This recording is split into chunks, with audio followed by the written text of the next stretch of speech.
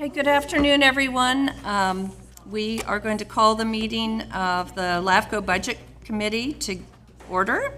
Today is Wednesday, May 14th. It's just after 4 p.m. And we'll start with a roll call.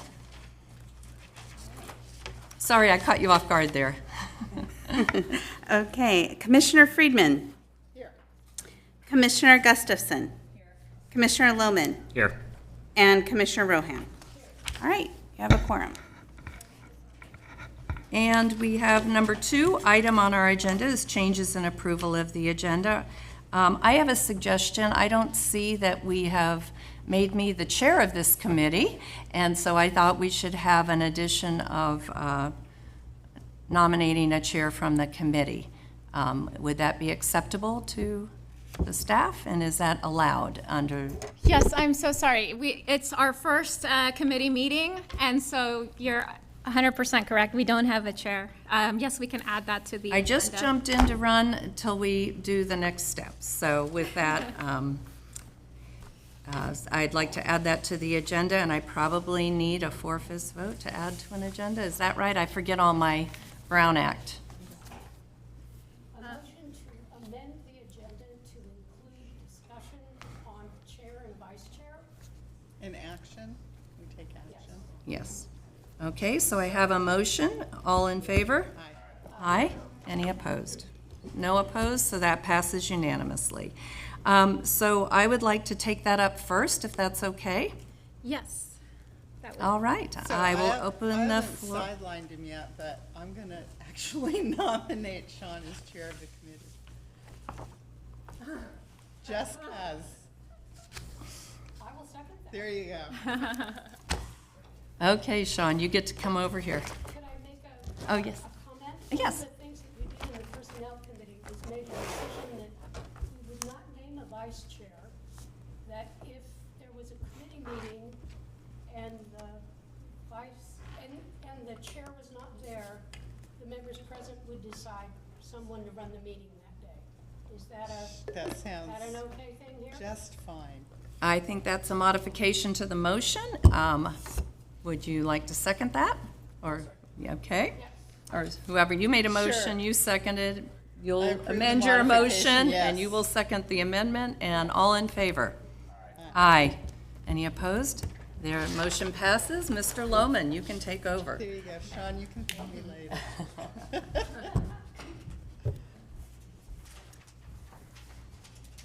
Excuse me, commissioners, if you can hear me. Please remember to use your microphones because it's difficult to hear those of you who are speaking who don't have your microphones on.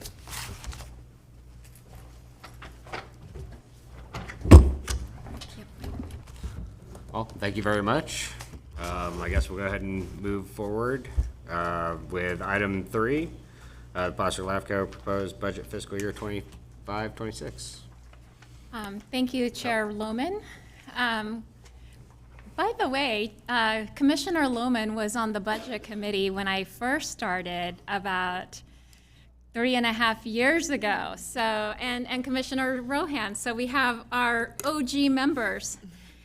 But I'm not gonna go over like all of the things, but please stop me. Again, the budget was developed, the budget and the work plan was developed with the past direction from the commission through my evaluation, the direction or the established goals for the current fiscal year, and then our strategic plan that was adopted with hiring more staff, again, to really enhance our ability to do service reviews in-house. Perhaps we can't do all the service reviews completely in-house, but the idea is that we would have a lot of the expertise on hand to be able to do the service review ourselves and take ownership of the service reviews and take ownership of the quality of the service reviews. And then we have a number of new projects, as I mentioned, new studies, and it's really the mid-Placer County, that area where we're finally moving up the hill a little bit. We have some other projects that are underway. And I didn't report at the last, earlier with the budget workshop, but I do, because this is the budget committee, I do have a draft fiscal analysis for the Placer Hills and Newcastle fire protection reorg, which is, we've been working on that for a number of years as we're waiting for the service review. We have a consultant that LAFCO brought on, but we are charging those fees directly to the applicant. So yes, we are paying the contract, but then we will be charging the applicants the contract. We're passing those on. So again, I have a draft. I'm very excited. We see some like minor things that we need clarification on from the consultant, but hopefully that's coming. And then again, like the boundary discrepancies that I showed earlier, and then the hiring the assistant executive officer. The only new addition I want to mention is that we do have an open recruitment. My understanding is that we only have one application. We did extend it, and this was as of yesterday, so maybe someone else or other people have submitted applications, but as of yesterday, according to HR, we only had one application so far, and the recruitment closes the end of May. On the 27th. Thank you, Amanda. So that's where that is. We do have a personnel committee meeting to go over all of that later in May as well. So studies underway. Again, with the cemetery districts, I believe they're pretty close. I know I received the draft maps. I think we had some corrections and just colors and things like that, and we wanted certain things to pop a little bit more, but I think we got that to them, right? Yeah. So I think that's coming soon, and then we are taking over the sphere of influence studies for the fire districts. We've ended our contract with AP Triton, and we're going to do that in-house. So I already went over all these overlaps, which I am so sorry. I had to call Commissioner Spriggs earlier because I said that this is new. It's not new information. The map itself is new. The visual is new, but the information is the same as what you've been seeing, but what you've been getting are charts with a whole bunch of different numbers and, TRA numbers that shows, lines after lines after lines of TRAs. And so this was a way to visually show the information that you have already received. So again, I misspoke. The maps are new, the information is not new. And then the budget, which again, it's the 20% increase is really tied to the new employees, the proposed new employees. I do want to talk though about, there was one increase on here, which is our rent. And I have been talking to, we as you know, our office has, we can have 3 employees, and that's what we have. We have 3 employees, plus we have a storage room, and that's the space that we have. So we're going to need to look for a larger space. So I've been looking, and I think the city of Roseville actually has some space that we may be able to consider. And I'm working with their public works.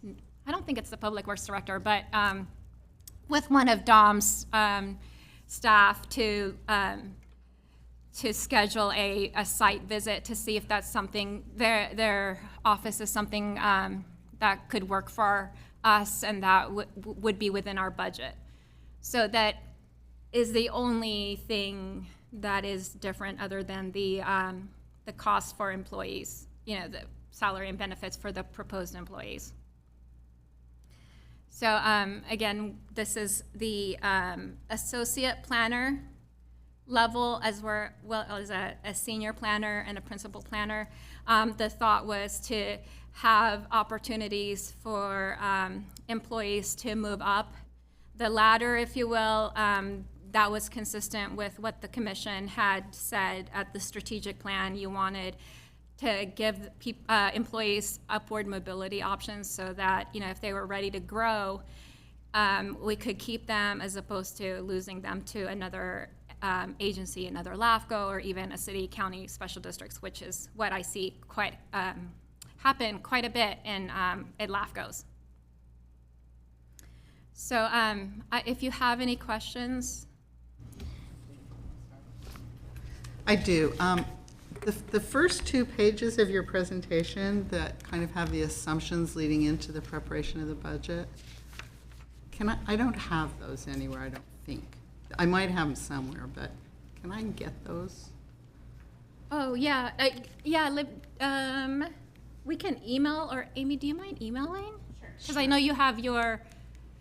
Yeah. You can share mine. We made a copy. I have this. What I don't have are the 2 pages in the very beginning, that. This one? That Oh, one from my and the next. evaluation? Yes. Okay. That are the assumptions that went into building the budget, or a lot of the assumptions that went into building. Yeah, these were, like I said, this was from my, the goals.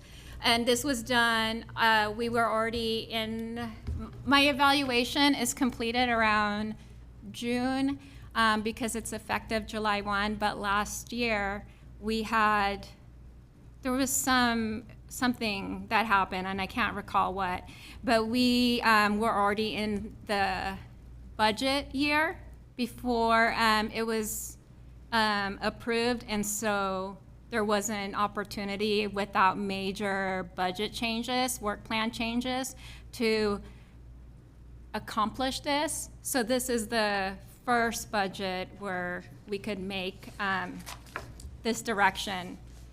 We could provide you with that opportunity.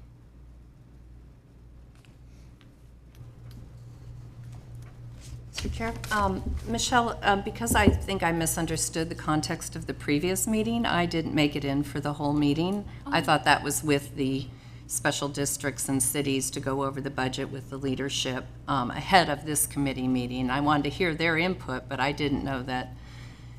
Anyway, so I apologize, I didn't make the entire meeting. Oh, yeah, and I can go over.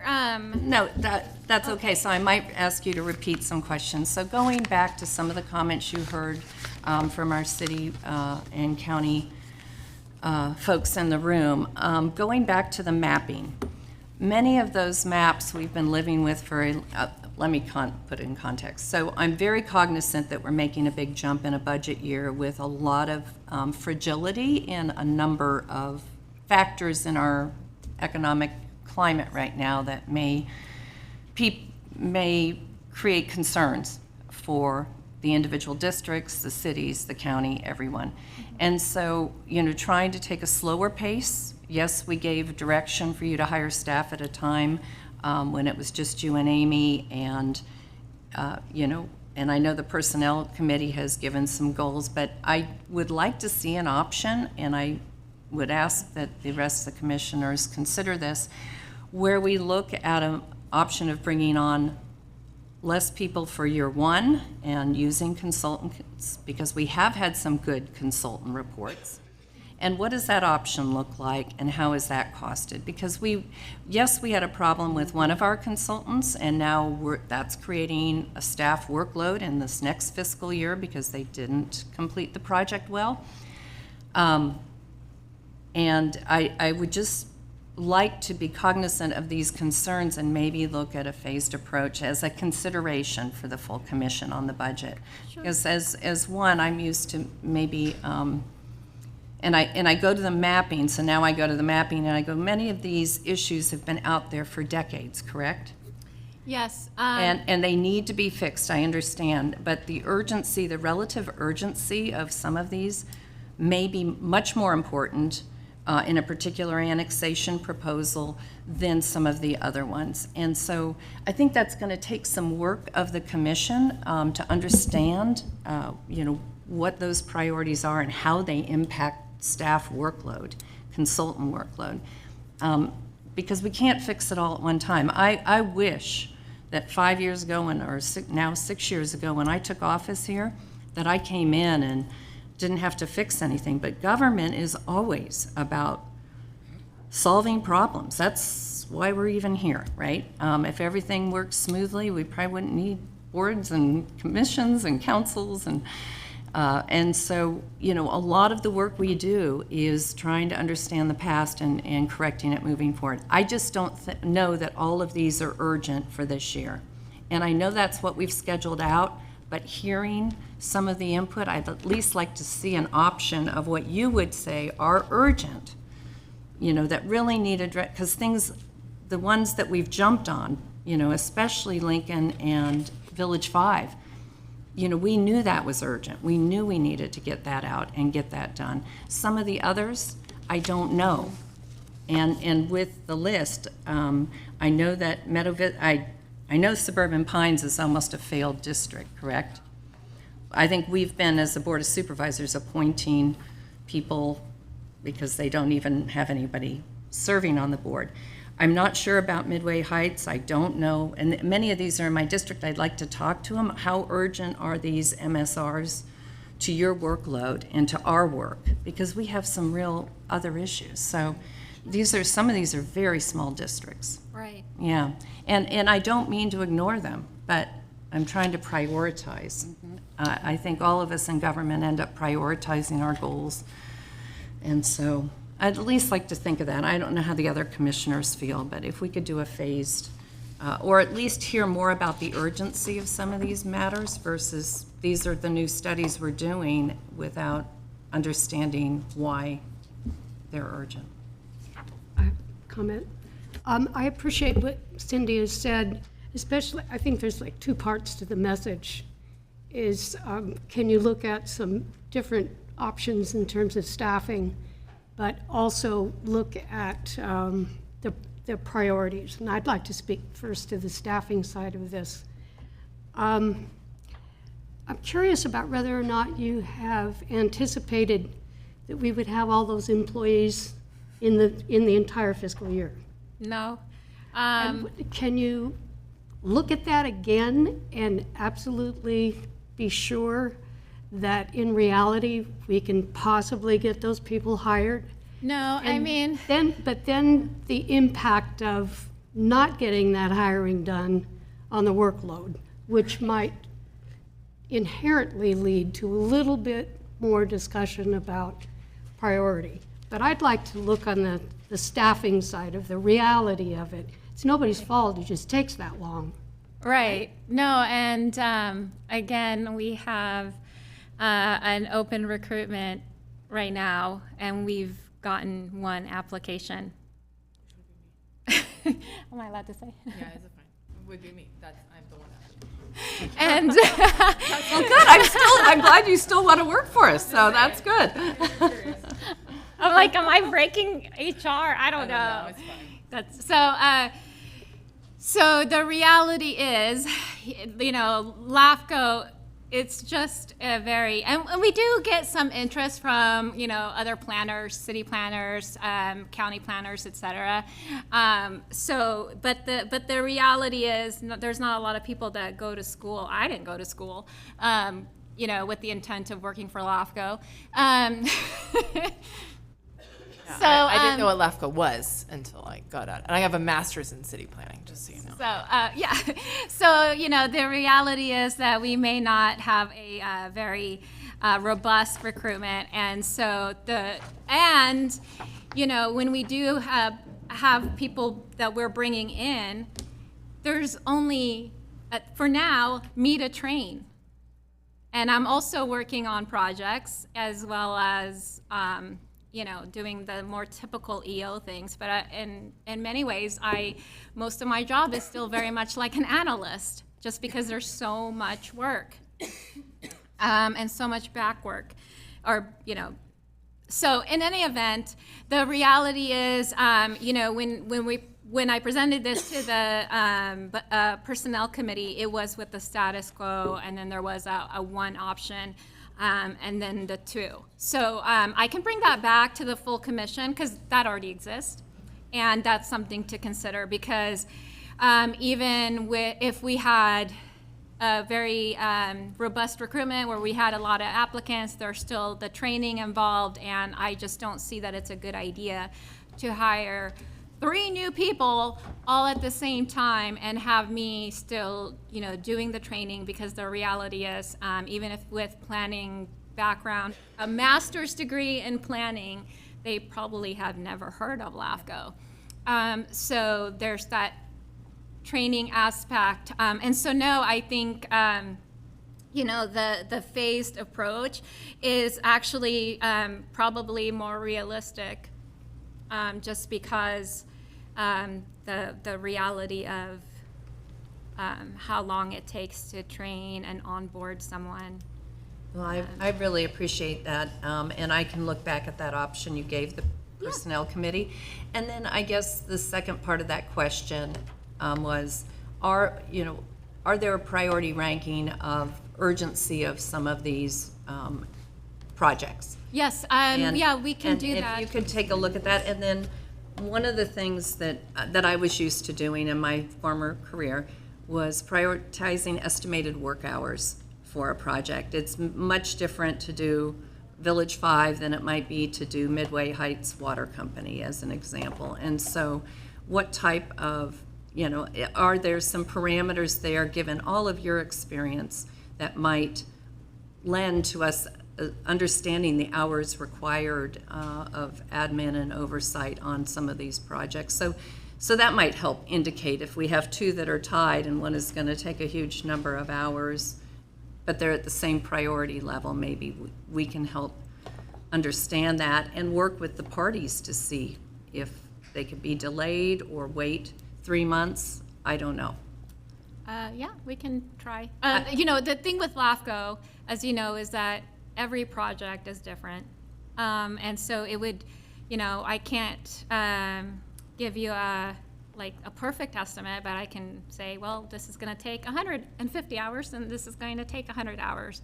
But I can give you a very rough estimate that. Well, I don't want to, I guess I don't mean to get into too much detail, but at least there might be brackets, high workload, medium workload, low workload. Oh, that would Yeah. be, that Yeah, would be and- easier, and- because to estimate hours would be a lot of work for us. No, and I don't want to put you through an exercise of that, but I know that you have a lot of knowledge here on what these might take, and that would help all of us understand the priorities and where our particular agency or organization, we could give them an estimate too of when we're going to get to their project. Because I think sometimes it's just that communication and transparency that people want. Does that make sense? Yeah. I think that the time budget is as much for you as it is for us. That's what I found in my own work, is that time budget is as much for me knowing what I'm going to be looking at. But all of my notes from the previous hour are completely in line with what everybody's saying. I've got written down priorities. I appreciate that when when we were in the master planning process, it was very exciting to look at all these projects, and I was new, so I'm like, sure, do them all right now. But the reality is that combined with balancing the impact of the increases to our districts and to our partners is huge right now. I mean, I hear it everywhere I go. We heard it again today, and I think somehow we have to balance that with and prioritize the workload to make it more manageable for everybody. And like you say, people aren't going to get hired in an hour, and then there's training time that's got to be set aside to do that. So I completely agree. Roseville, she was saying her first words were that I have a flat budget. So I think this is a real consideration. Was it Rockland? Rockland, Roseville, they're all RO. They're both here, but Yeah, they were both here. he's a he and she's a she. Okay, thank you. Good way to remember it. But anyway, so yeah, my question was, can some of this be prioritized?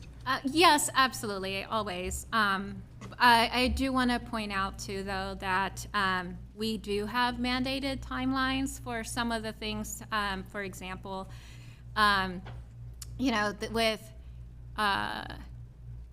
since Sean is here, with the Sub B application, I signed the certificate of filing today. That kicks off a 90-day clock. And so, yes, you can prioritize, you should always prioritize. But there's also, we have, deadlines that are looming as well. And again, I try and include the things that I know about. But just today, I got an email from Donner Summit, PUD, that they want to do an annexation. Again, not even on our work plan. We don't have a sphere for them. We don't have an annexation. But they want to come in next week to talk about an annexation. So, we have to be able to adjust because of the needs of our partner agencies and the needs of the public, because we are obligated to process those, and there are timelines and deadlines written in state law. So yes, always prioritize, but know that this is also looming. There's this other external factor that we need to consider. Which kind of led to my other point coming up eventually, is what about new things coming down the pike? Because it doesn't leave any wiggle room for you at all. No, so given what this workload. What we've done, for example, I feel like I'm picking on people because they're in the audience, but we have the Loomis service review that was on our work plan that I started. that we started, and then we have other projects come in, and then it's like, okay, well, we're gonna hold, and meanwhile, we've done all of the site visits, the interviews, right. et cetera, but we gotta, and it's like, it's so close, but we gotta hold it because we now have this fiscal analysis that just came in, and and so it's a balancing act, right? And so there's always that constant prioritization during the day, the week, Right. the month, what gets included on the agenda and what doesn't, what's ready, et cetera. So it's constantly shifting priorities. Absolutely. And I hopefully you heard that in my comments. Yes, that I I'm did. looking for you to tell us where you see those deadlines, those priorities. And then we also can work with our partners, on Donner Summit. If, how important is that annexation? What is their Right. time expectation? Yes, And no, kind no, of set that tone with them, because I think all of us realize these processes do take a while. Absolutely, yeah. No, I agree. And fortunately, so far, we haven't had any petitions, right? Petitions are initiated by members of the public. And we have, since I have been here, all of our projects have been resolutions of applications. So a special district or a city has submitted a resolution. We have not had any petitions. Now, I understand we have one coming with a possible incorporation, but that will be our first petition. Again, we can receive petitions from any number of members of the public, because that the law allows for that. So fortunately, we've been able to work with our partner agencies, because that's the only application types we've received are resolutions.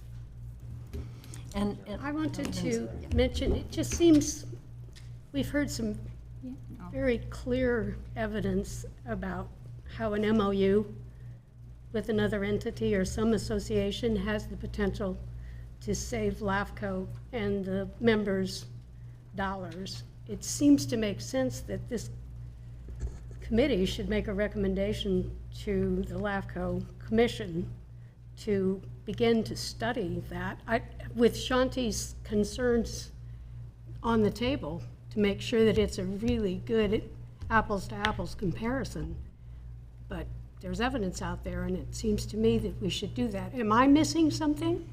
I don't know. I mean, I was asking some of our esteemed leadership in the back during that discussion, when you separate from your agency, then you set up an independent agency, what does that require? Right? And so it's much more costly than the dollars you might save in the UAL. Doesn't mean that we shouldn't still explore it if that's what the commission is interested in. But I think there's many implications. I don't know, though. And even within the county, had you had previous discussions with the county on the allocation of the UAL, you just took what you got from CalPERS, is that right? Yes. And how the county allocates it today. I don't know if there's flexibility even within the county. I do not know under our CalPERS plans. So I think there's things to explore. I wouldn't limit it to just the option of the separation, but also to how we can reduce those costs in other ways. And part of that is using Include that in our consultants. recommendations going forward. Yeah, and using consultants two is another things. way, right? I think as a budget committee, we have to look at all options to be effective ourselves and efficient. All right. Great, good discussion. Did you have more to present? No, so I just, I think the option that I had, let me just tell you what they were, for the personnel committee was status quo, adding 1, and then adding 2. So is that the same scenario you would like me to bring to the full commission? I guess I have a question, Susan. You were on personnel as well, right? Did you discuss? Whitney's here, she's Yes, chair. and Whitney too.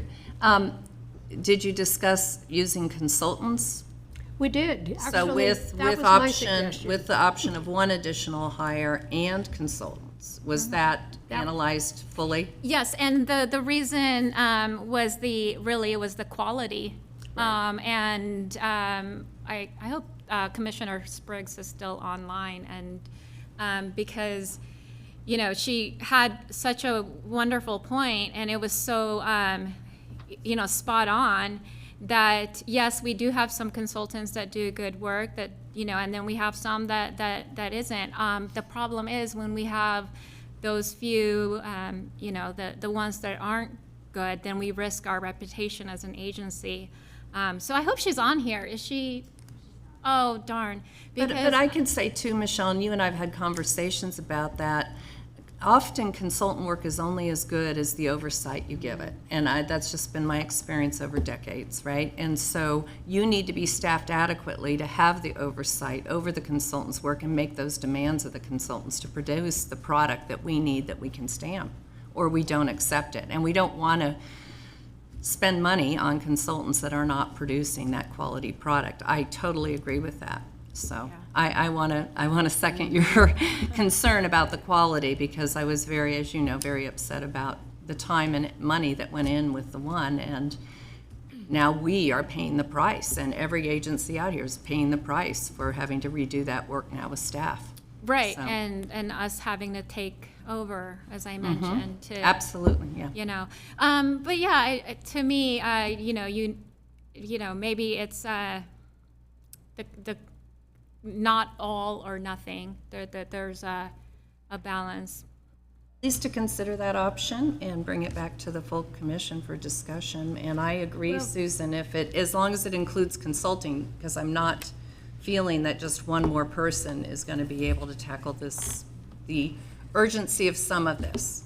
No, we also looked at, I know I talked about it, and I don't remember if I showed you, or the personnel committee, but we looked at the other LAFCO, you know, the comparable LAFCOs, and where their budget, right? Because they have, all of them are staffed, you know, 4, 5, 6, the comparables. But they also had money dedicated to consultants. So I think even with a fully staffed, right, LAFCO, you're still going to need that special expertise on a project-by-project basis. I do think it's important to emphasize, and I apologize, I feel like I'm talking for you who chaired the committee.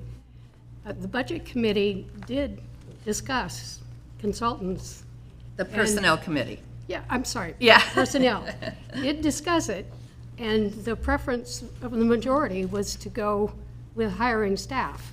I happen to be the one that wanted to keep exploring the consultants because while I've got longevity on this commission, I still have a question about what is our workload like 5 years from now and 10 years from now? Just don't know.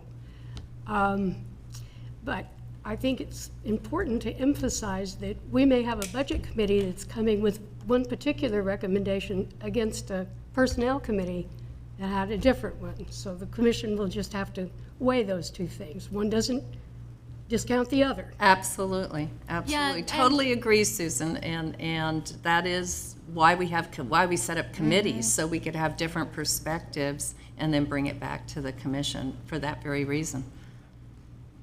There's one other budget item that was raised with me, and that was about the reserves on legal cost, and is there another way to approach that? And I would urge you in your meeting with the city managers, some of that discussion is, really, if we get into extensive litigation, going back out to our partners to help fund that situation versus banking it in a reserve account that we may never touch. We hope we never do. Yes, hopefully. And is that an option that would reduce this payment for some of them now and could be put off? So, I think if you have a meeting with the city managers, you guys can dive in details on some of those as well. So just so I understand, so do you mean, should we use some of our reserves to help pay for the budget? Like dip into the reserves? We could, yes. Okay. I yeah. mean, as one person, I want to understand what is what are the risks? What do we think the litigation probability is? And, right. how much we need and whether that is an option that our funding partners, because we represent our, the other agencies when we sit up here as far as the impacts to their budgets. So I just, I want to make sure, then that means, because our reserve has a policy and it's 20% of our operating budget, which is what, no less than 20%. So that's where it's been. So to lower that, I will need a policy amendment and, of course, a resolution, blah, blah, blah. And I can do that at the next meeting. I don't know that it's shared. I'm just, because it was brought up to me during the earlier workshop, I thought I should put it out here for us to consider other ways that could minimize these increases for this year to the districts and ease this, and the cities, and ease this into, a multi-year increase versus such a significant increase this year. Sean, I'd like to just add, I think that's a really good point. Probably a lot of the work that we're doing is not as sensitive litigation-wise. Some of the private projects won't be equal for all of them. Yeah, the other thing to consider also, remember at the beginning of the calendar year in January, because there was new legislation that allowed LAFCO to indemnify itself from certain parts of the litigation, right? You remember the San Luis Obispo litigation, and so you guys adopted a policy back in December to amend our indemnification agreement with the applicants. And so we do have a stronger indemnification agreement, to Commissioner Rohan's point, because of that legislation that was adopted and signed into law and became effective January. So no, but again, my point is that it's in your policy, so you would have to direct staff to, bring that policy back, because the amount that is in there is the minimum required. Yes. So we, I'm, you know, we don't, the, any extra, right, that we are able to recoup from applications that are new, that weren't anticipated, things like that, that goes into the reserves. But I just don't think it would be appropriate to bill our the other agencies. That's really money that we collect from developers for our litigation in the event that it's the developers that sue us.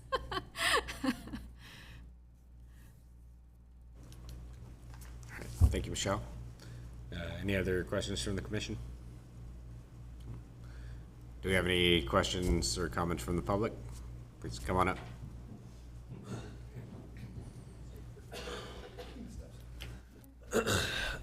Just one quick thought about the reserve, because we're talking about it back there. Since it's ostensibly not for ops cost, we think of reserves real differently. Like, your revenues go away and you need a little bit of money to keep it going. And it's really it's a litigation kitty.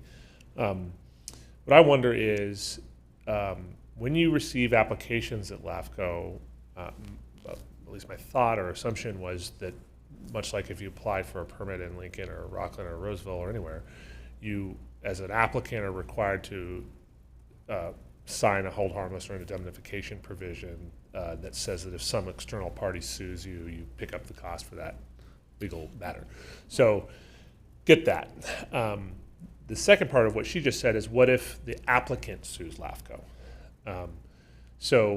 The real applicant, so not the city. Yeah, right. Okay. So I wonder, similarly, it would seem to me to be reasonable if the real applicant sues LAFCO, that we, the jurisdiction that would be responsible where the thing is occurring, would similarly jump in and have to defend LAFCO through that process. It seems like that would be a fairly standardized approach. Yeah, let me, hey, Michael, are you back on? I was wondering if you could talk about the slow case, and then the new, language in state law and how we had to amend our policies. So, because I think we have that comfort now. So I was wondering if you could go over that. Well, you described it well. There had been a court case, a Court of Appeal decision that invalidated indemnification provisions that LAFCOs had put in their applications on the basis that there was nothing in the LAFCO law, that is the Cortese-Knox-Hertzberg Act, that authorized LAFCOs to do that. So then Cal LAFCO got together with the legislature, and the legislature enacted a section into CKH that, as you said, Michelle, was effective on January 1 of this year, that authorized LAFCOs to have indemnification provisions in its applications. However, with respect to how those actually play out, it depends on the facts of each case. If the applicant is, for instance, a city, and LAFCO gets sued not by the city but by the underlying developer, then yes, the indemnification provision would require the city to defend and indemnify LAFCO. However, if the city joined the developer in the lawsuit against LAFCO, then it's questionable that LAFCO would be able to enforce the indemnification agreement against the city to require the city to essentially fund the defense against itself. That's where the major weak spot is, so to speak, for LAFCOs. Is if the public agency applicant joins with the underlying property developer, for instance, in the lawsuit, then LAFCO would be exposed to paying its fees, at least up front. How it shakes out at the end of the litigation is another question, but LAFCO would be required on an ongoing basis to fund those litigation costs. And of course, there can be other litigation that arises, although it is rare, that doesn't come out of an application where you have an indemnification provision. And then, of course, in that situation, LAFCO would have to fund the litigation fees itself. So like all of things, LAFCO, it depends. I'd say like everything in our lives, right? There's risk. And what are those estimates of risk and what is a good practice? And so at least we could consider that again for. Well, so we do have, our policy workshop that's coming, but I can bring that policy to the full commission, and maybe we can look at something less than 20%, for example, now that we do have this new legislation that we were able to take advantage of this year that we weren't last year when we, and earlier. So, if you guys are okay with that, I can bring it ahead.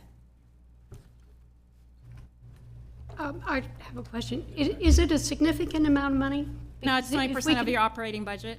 20% of the operating budget. And 200 and, or Yeah. 200. If there's a way that we could get something more operational for discussions at our June meeting when we're approving the budget, it would be helpful. I realize the implementation of it would have to come later.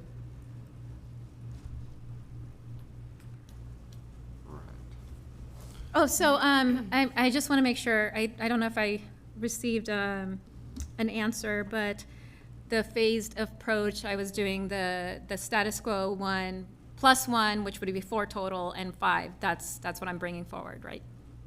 For next, okay.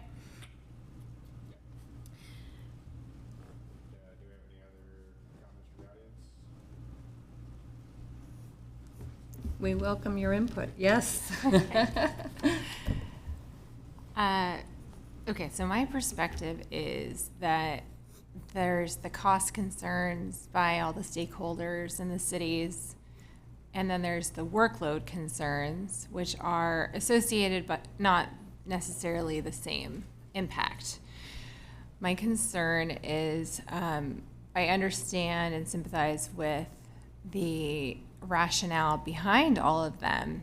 However, when we have new projects, new annexations, which I think are equally important to the existing workload, getting the baseline, my concern is how can we feel confident in that work while also understanding that Lincoln was in process at the same time as our current workload, and it hasn't been completed. But as we keep going, it'll get better. How can we feel confident with our new projects without having and knowing our baseline and our foundation? So I think that that's just something to consider. And then I also feel sensitive to Michelle as the expert in process and LAFCO.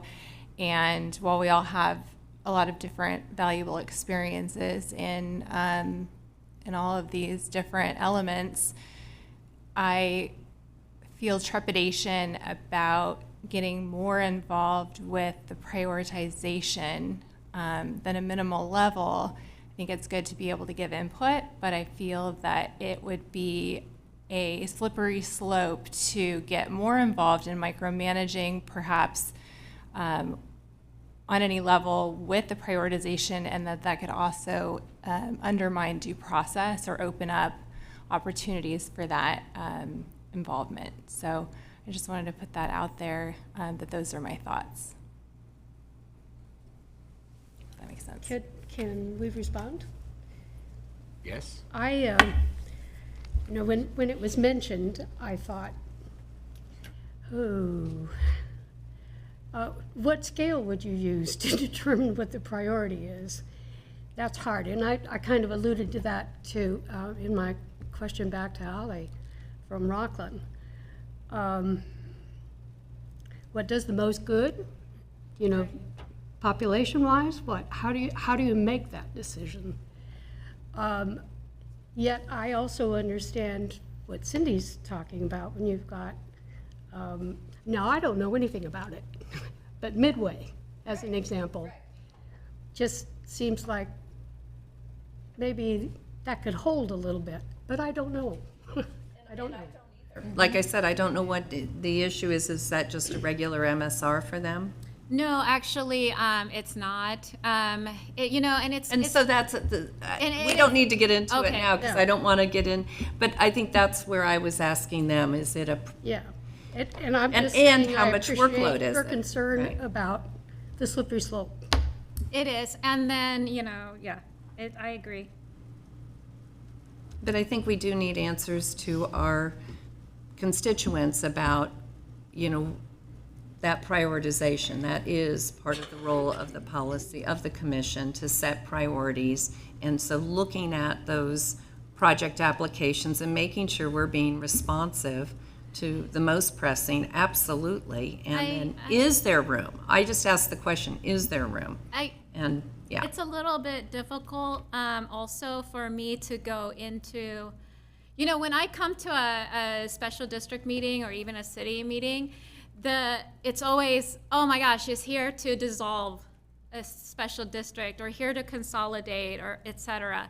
And so some of these discussions with the smaller districts that you have to understand are, are very sensitive to what LAFCO's powers are. We can initiate all the dissolutions and things. And so when they are looking for options, whether it's consolidating with a neighbor, whether or not it's XYZ, I would feel like I'm putting the cart before the horse, so to speak, and divulging all of the conversations that, I'm doing my best to gain their trust, because I'm not going to come in here and dissolve you, like that's my conversation with them. Like, I'm not going to come here and recommend dissolution of your district, right? It's going to, but I want you to know that there's all these other options, but we have to look at the other options so you can pick and choose. Is it a reorganization? Is it a consolidation? Is it, an activation of a lane power? Is it divesting a lane power? All of these things that they may not be comfortable sharing yet, but they understand that that's something that we'd have to look at. So it's just, I hate to go into all the details of all the things that we're looking at and all the different options when they themselves haven't seen it. And also, I don't want people and public agencies to think that I'm coming in here with the idea that we're just going to consolidate everyone and dissolve everyone, because while I understand that that's the direction from the state, my personal belief is that consolidation is not always the answer. Sometimes consolidation is the worst thing you can do to a couple of agencies who are already struggling. So that's my hesitation in divulging all of the different why we're looking at specific. And I'll, maybe this is something we should take offline. I'm not looking for you to divulge anything. I'm asking you as an expert, as our executive officer, are there priorities here? I don't know what the requests are, if they're time sensitive, and now I'll pick on Ally. Rockland never had an MSR, ever, in their history until now.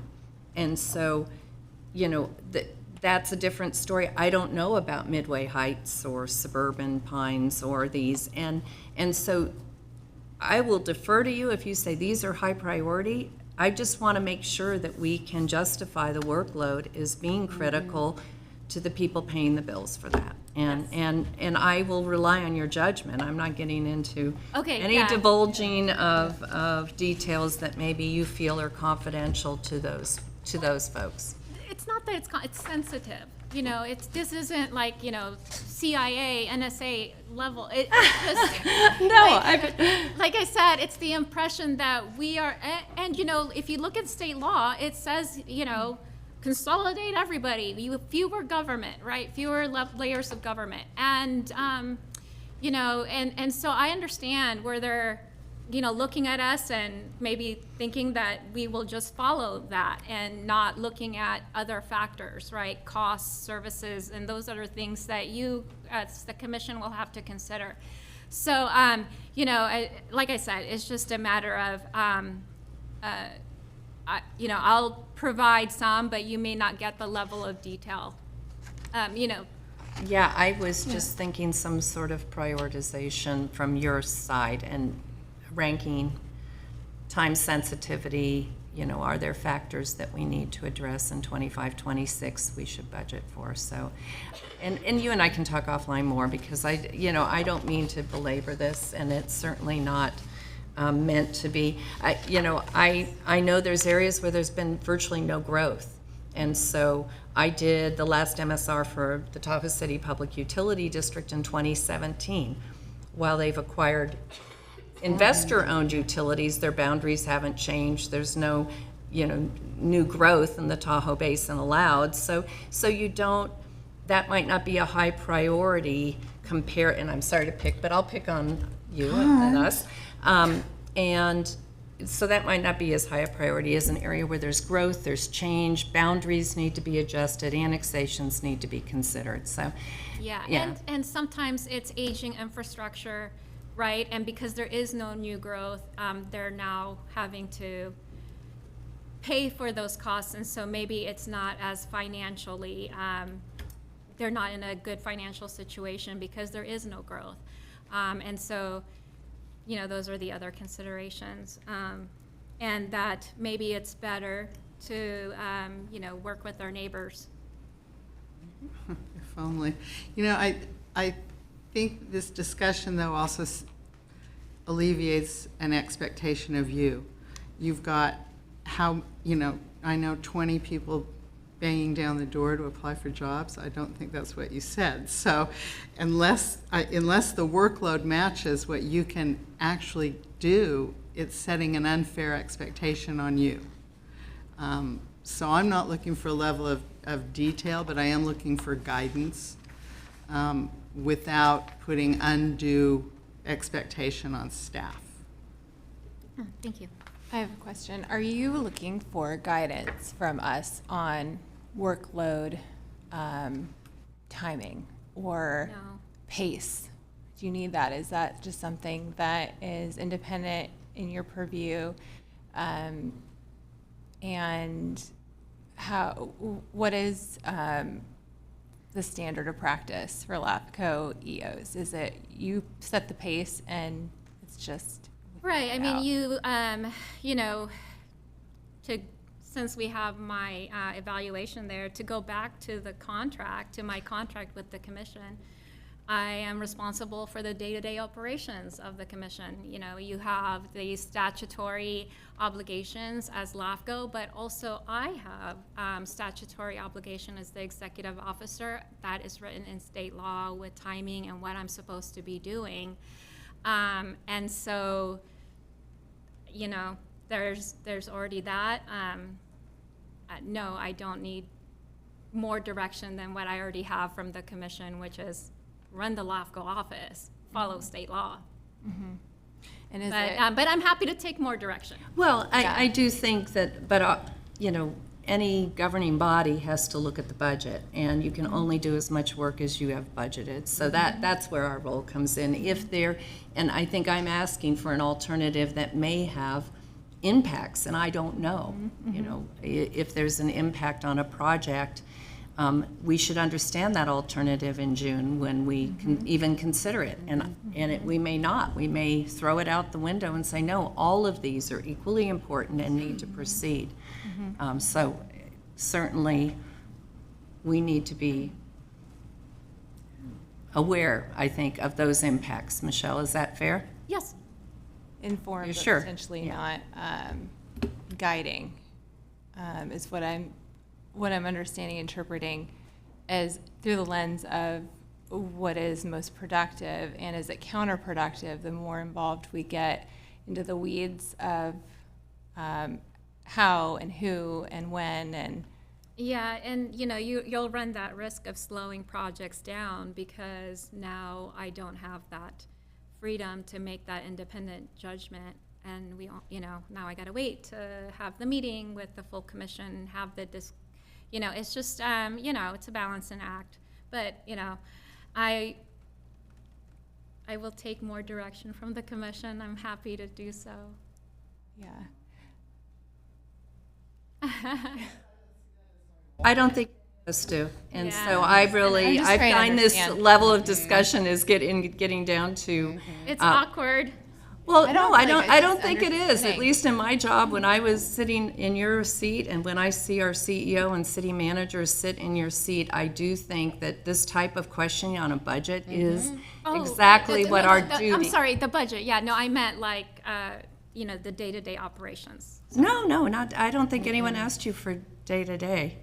It was really just, are there priorities? Are there any projects we could put off another year if we chose a different option? So, And just out of curiosity, are you doing that already? Are you Yes. looking at it like that? Okay, that's kind of what I'm assuming. And then if there is a prioritization, out of curiosity, when you are prioritizing independently as the EO, are you, is it as it's coming in? Is out of curiosity, is it the entities, the districts that are growing the most? Because then if that's the case, then there are some that I don't even see on the work plan. And so then I wonder if it looks completely different. Yeah, no, I actually, I think I talked about this last year, which is why the commission had added more things. I feel like there's so many things that we should be doing, so many things that we, that we just haven't gotten to. And so I feel like I take more off the list than I put on. So the problem or the issue for me is that I'm having to remove things, and I do that consistently last year, year before, this year, that I would love to have on the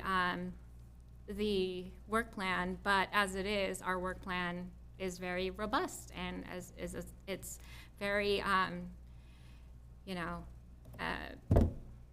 like you're hoping for, sunshine, lollipops, and rainbows, that we can get all these things done when, the reality of life isn't, doesn't lend itself to that. So, so to me, I'm always pulling things off the work plan, and because I want to be realistic, but I also feel really, really not good about doing that, taking things off. All right. Great. Yep. Well, thank you, Michelle. Any other questions from the commission? All right. Any other questions from the public? No. Anything online? Great. So, Michelle, do you feel you have the direction you need for the next meeting from us? Yes, so our next meeting will be the final budget. I'll bring the options to the budget committee, and then, like I said, we do have a personnel committee scheduled, and it's really I think it was to go over the HR recommendations for the job specs for the two positions, and also to talk about the status of our hiring for the assistant EO position. So I think you'll get all of that in June. The combination of all of the things I just said as part of the final budget All right. Great. Well, and work plan. Great. If nobody has anything else, motion to adjourn. Motion to adjourn? All right. Great. second. We're adjourned. Thank you. Thank you.